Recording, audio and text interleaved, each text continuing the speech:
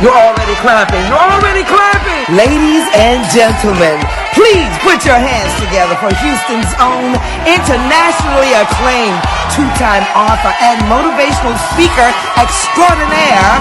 Give it up for the host of the Brandon Holt Show. It's Brandon Holt.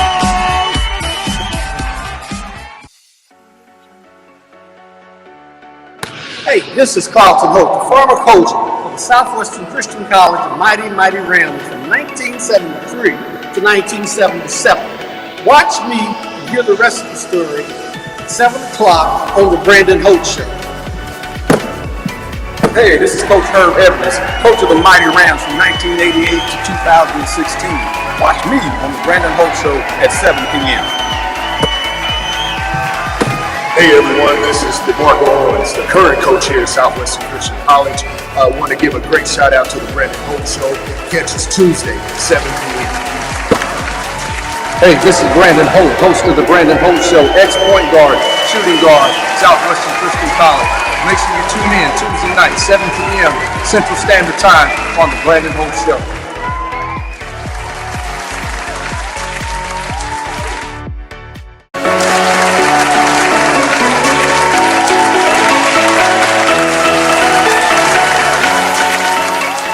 You know, I've always wondered, what if Barry was white? What if Bobby wasn't brown? What if John became a legend? What if Johnny had no cash? What if New Edition was an old issue? What if Michael was Jack's son? What if Johnny had a gill? Have you ever wondered, what if Morris was actually a chestnut? What if Nick got shot out of a cannon? What if the boys weren't men? What if Keith didn't sweat? What if Stevie failed to wonder? What if Gilligan couldn't get off his own island? What if Arsenio actually fell in the hall? What if Aretha went to Franklin? What if Shaka was actually a con artist? What if there was no Temptations? What if the Jacksons didn't have 5? What if Al wasn't green? What if State was actually a farm? What if Destinies didn't have a child? What if Jamie was a fox? What if Ben's insurance was actually Aflac? What if Betty wasn't white? What if Craig didn't get fired? You ever thought about, what if Nipsey didn't hustle? What if Biggie wasn't small? What if Puff wasn't the daddy?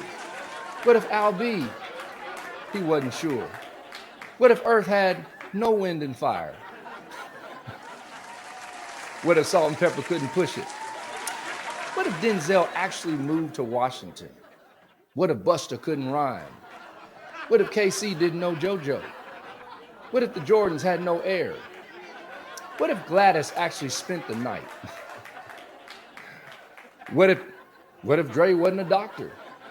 What if Outkast was an insider?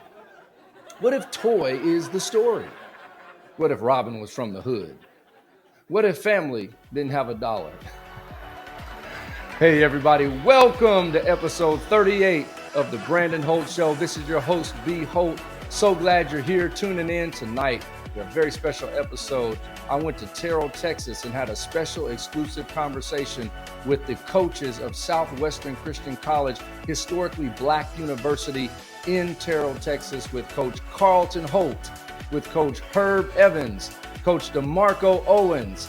Put your hands together. Let's welcome the coaches to the Brandon Holt Show.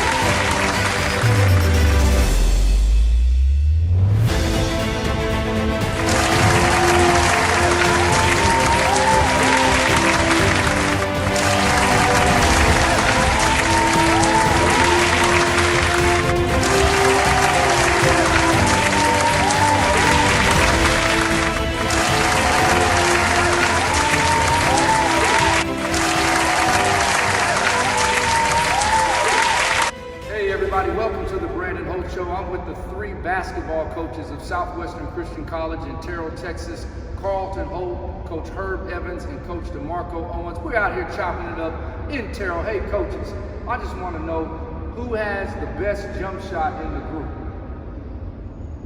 I think I do. Well, like I said, he will not let me shoot jumpers, but I think I was one of the best. best jump shot guys. So why would he let you shoot jump? Because I had to get rebound for all the other guys who shoot bricks. Okay. Well, to be honest with you, my average is 25 points a game. I don't think there have been many people that have done that. Were they layups? Actually, they were the smoothest left-handed shot you've ever seen. He really did. He really did have a smooth shot. These guys were good, but at the end of the day, it's the old school that got you. Listen, so best team, you know, every coach always boasts about they had the best squad. So in this group, who had the best squad? Well, one of my best squads was from my 2014 year. I mean, we beat pretty much every first place team that we played. Started out at the beginning of the year, we played down at Trinity Valley. They were ranked #1 in the nation. That's when I was there, right? A little bit after you left. But they were one of my best teams. And then the team that I had with Preacher on it, that's what we call Preacher, Coach Owens on it, that was a really good squad too. We went to the tournament. We lost to the eventual national champion by 7 points. It was at South Plains that particular year. So that. Well, yeah, those were good teams. Oh, Lord. Here we go. My first year of coaching, we had a team. We had a connection out of New York in the Bronx. We had about 4 or 5 players out of there. We had about 2 or 3 players out of Detroit. And to be honest with you, they were awesome. It was a really good team. Actually, they were a better team than I was a coach. They made me look good. But we had a couple of them who left, who went on to play in senior colleges, and even got invitations to play in the pros. Oh, that's great. You know, I've always wondered as a coach when you're on the sideline and you know that technical foul is coming. Do you purposely get the tech to make a scene? Because I've seen coaches throwing towels out there, storming on the court. Let's recall that one technical foul that you got that was the all-time that got you kicked out of the game. I'll start. Well, we were playing, where were we playing? I think it was in Lubbock or somewhere. Anyway, we were just getting a lousy game. It was Weatherford. We were getting the game was really called bad, and we actually had a black referee. And he was just crucifying us. So I got tired of it, so I finally just, in the middle of the game, I just walked out in the middle of the floor and stopped the game. And the thing that was funny, he was a very nice guy. He came over to me and he said, "Coach, now you know that's no way to get my attention." Coach! Well, I really didn't get very many texts, but the ones that I did, hey, let's put it like that. I remember down one time. At the Christian college. Yeah, well, we wasn't at home. Now, we didn't text Dr. Evans would be in there. He said the college is not the church. Exactly. But down at McLennan Community College, it just really gave me a bad one at the beginning of the game. It wasn't even a good 1 quarter into the game, and I saw how it was going, so I finally just said a couple of things that I probably should have said. And they took me up once, then they took me up twice. And so as I was getting up off to leave and go to the floor, which our locker room was straight across the floor, got to the middle of the court. Everybody was looking at me. I took a bow. Hey everybody, we're here at the Brandon Holt Show. Thank you. We're going to go to commercials. You don't want to miss this. Stay tuned. We'll be right back.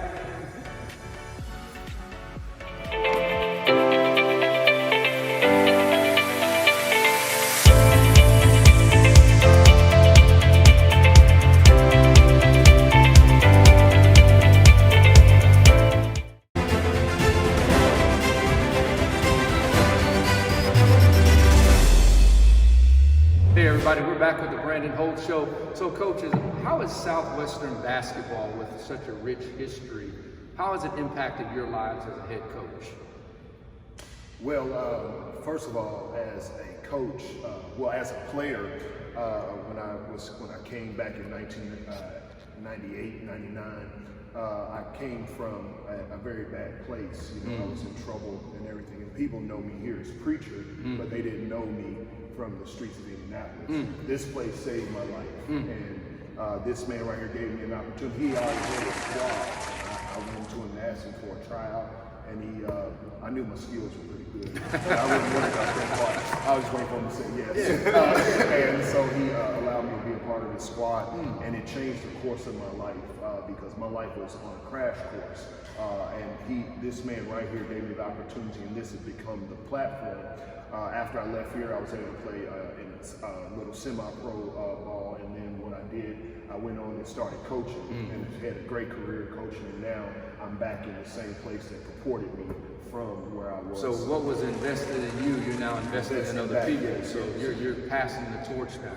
Right. The sacrifice now is become the investment. Okay. How has Southwestern impacted your life, Coach? Well, for me, I really had never had a great ambition to be a coach. I was a much better player than I thought I ever was a coach. But it was learning on the job, and what I learned was I was helping young boys become young men, and that's really what made me stick around with it. I kind of inherited the position when I came back to work. I actually came back to teach a couple of courses. Dr. Evans asked me to come do that because the enrollment was so high. And now I became assistant coaching, and then a couple of years later I was the head coach. And it's just bringing kids in and giving them an opportunity, teaching them that it's more, the game itself is just like life. You have to put in, you have to be dedicated, you have to do the things that are necessary for success. So success was the thing that kept me here, seeing these young guys grow and mature, and I have so many now that come back. From 88 to 2016, that's a lot of time. So I have a lot of success stories with all those kids that probably would have been in a different place had they not come to Southwestern. Coach? Well, when I was coaching, it was during the time when you could actually carry weapons and stuff on the plane. You can't do that now, but back then you could actually do that. And I had a lot of my basketball players from Detroit, from Ohio, from New York, Indiana, different Houston, even places like that. And they came out from a tough environment. And my job was, as he said before, take them from being boys to make them good young men, and having to teach them about, you don't need this, you can't do this here. And I had to be extremely tough on them, saying, you're not going to play if you do this. As a matter of fact, one of the best players we had at Southwestern Christian College was put off the team for one half a semester, strictly because of his attitude. And as time goes on, you see them starting to develop, and then they move on and they go different places and they do well. But what really, really made it good, I've had so many players who've come back and said what you said, Coach, you saved my life. He said, had it not been for me at Southwestern and what I got there from you and how strict you were and stuff like that, he said, I would probably be dead now. And I hear that all the time. As a matter of fact, two of my favorite players out there was, what's his name, Dwight Garbins, and another player was named Mike Peterson. I still hear from them all the time. They call, if I go out where they live, they want to invite me over and take me out, and they're just so appreciative. And I had no idea that I was making that kind of impression on them, that I was actually saving their lives by teaching them some things about Christian principles. So that's the good part of me that I really enjoy. Do you guys feel, before we go to commercial, are coaches more effective who have played the game or coaches who have never played the game? Because I know there's been a debate for years. If you've never played ball, you can't be an effective coach. But if you've played the game, then you're going to know how to coach the players. What are your thoughts on that? It could go either way. With my personal experience, I think I became a better coach because I understood from the players' side. And that was very important, so we can get in the psyche of the team. And then my thing was about winning. I never was the one that scored all the points.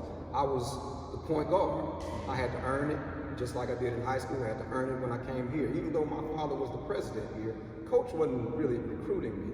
I had a great high school career, but by the time Coach Johnson left, my coach here, he had an opportunity to take one of his kids to he was the coach for the All-Star game. Had an opportunity to take.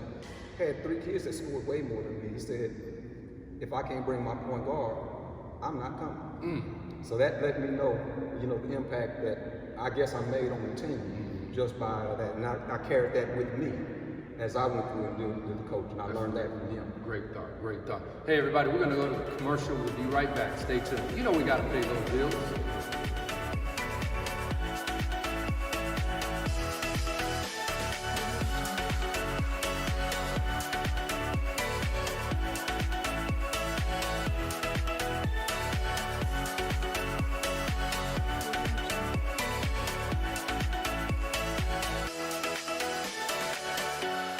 So coaches, let's talk about the style of play. A lot of kids want the instant success. They're looking at the current NBA players coming down shooting threes. When you look back in the Larry Bird days, the Wilt Chamberlain, seems like there was more of a focus on fundamentals. So Coach Holt, what was the style of play like when you were coaching all the way down to Coach Owens to where we are in 2021?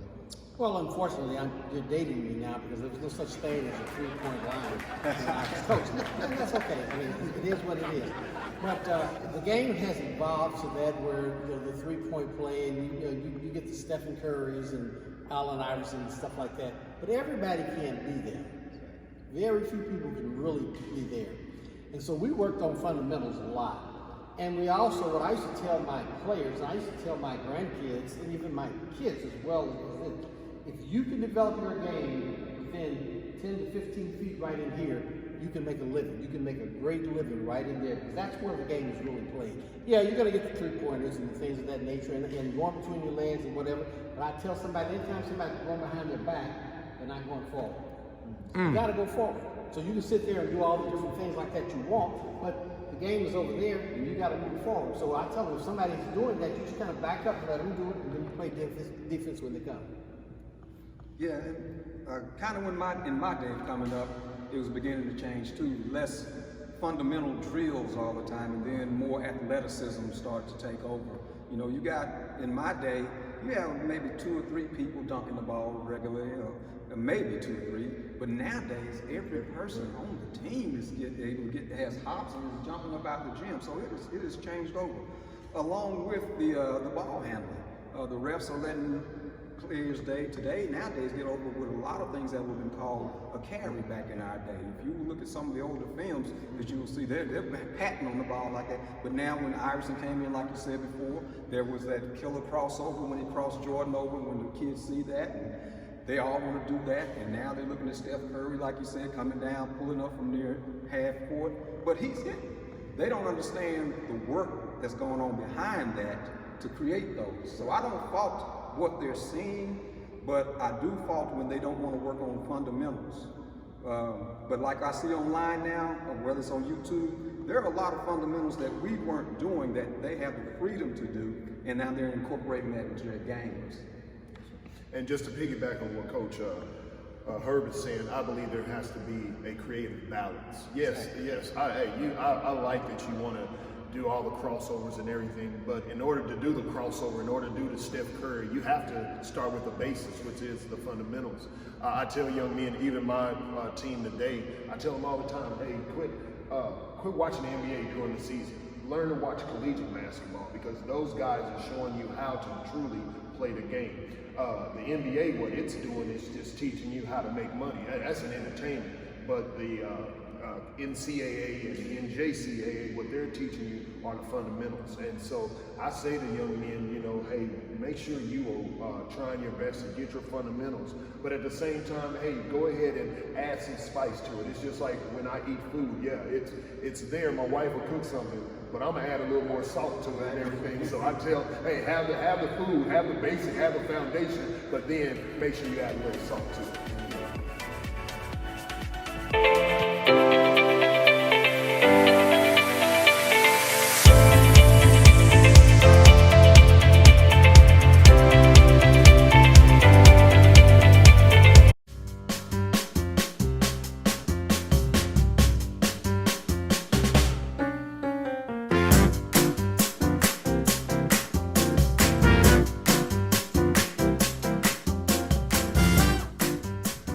So coaches, a lot of players think NBA immediately after college, and such a small percentage actually make it to the league. So what kind of message do you give the players coming in on what their true focus needs to be in addition to basketball?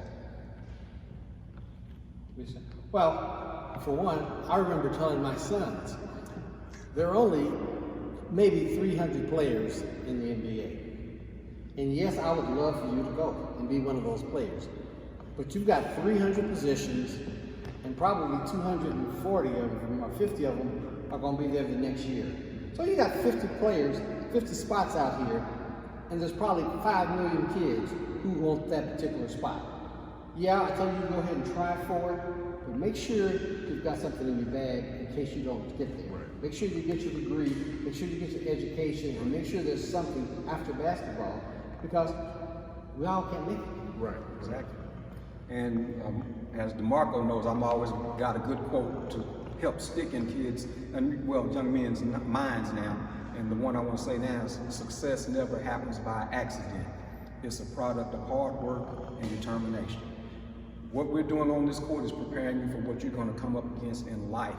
And if you don't do things the right way here, you're not going to do them the right way in life. So you want to develop that mindset along with your game. Let that game take you as far as it can. But remember all the hard work that we put in here to become successful. That's the same way you're going to have to approach life once you leave this court. Everybody's not going to the NBA. Bottom line.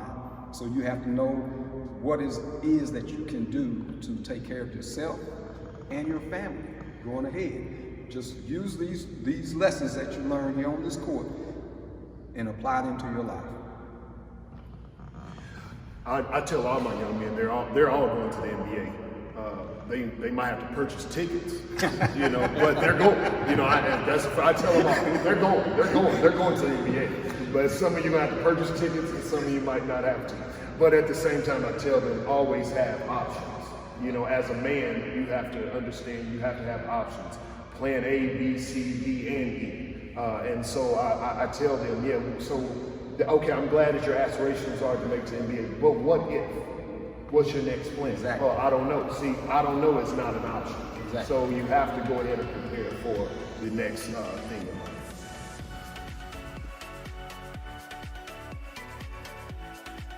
Everybody, this is Brandon Holt. Today's been a great show. Coach of Southwestern Christian College, Coach Herb Evans, Coach DeMarco Owens, Coach Carlton Holt. And we also want to give a shout out to all of the coaches who are not with us physically, but who are with us presently. Guys, let's go ahead and call out the roll for the coaches that you can recall that aren't here today. As far as the head coaches that have come through Southwestern. We'll start out with Roosevelt Sams, who was actually the vice president of the school and the coach of the basketball team prior to Dr. Evans being here. And then after him, it was Frank McKinney, who was actually your coach back in the day. You can tell that was a long time ago. Then after Frank McKinney, I believe there was John Iverson. And from John Iverson, there was it you? Yes, I was after that. You were right after John Iverson. You came in and coached. After you, Embry Malone coach. And after Embry Malone, there was Reginald Doolin. For a brief period, yes. He coached for 2 years. Had some good players. It's just outstanding. Just couldn't keep me in school. But then there was, after him, there was Coach Johnson, Bruce Johnson, my coach. And then after Coach Johnson, Coach all this through Wyrick for about a year and a half, 2 years. And then I took over after Wyrick. And then after me was Coach Vincent Metcalf. And then now, present day. What's up, Coach? One thing that you guys may not remember, there were 2 other coaches that nobody remembers, and they were right here in Terrell. It was Coach Furlow and Coach Gilbert Wilton. They are here, institutions here in the city of Terrell. And at one time, they were the coach, for the Southwestern Christian College basketball. Exactly, I remember them too. Well, hey everybody, it's been great, coaches. Thank you so much for coming on the show. Your story, your message, your testimony, greatly appreciated. All of those who are watching, if you're interested in Southwestern basketball, Terrell, Texas, Coach Owens, what does someone need to do to get on your squad? Hey, first of all, just make sure that you go online, www.swcc.edu. Make sure you can shoot too. Yeah, well, I ain't worried about that part. That's my job. Make sure you're 6 foot or over. Come on, man. But just make sure you have good character. Make sure you're ready. You're coachable. Make sure you're coachable, and make sure you're ready to learn. Because this is what this environment is all about. It's about learning to have a Christian character as well and get your education. So if you want to get an education, play a little ball and have fun doing it, this is the place where you need to be. And Coach Jones, we wish you much success in the remainder of your season. Yes, sir. Thank you. Hey, everybody, thanks for tuning in to the Brandon Holmes Show.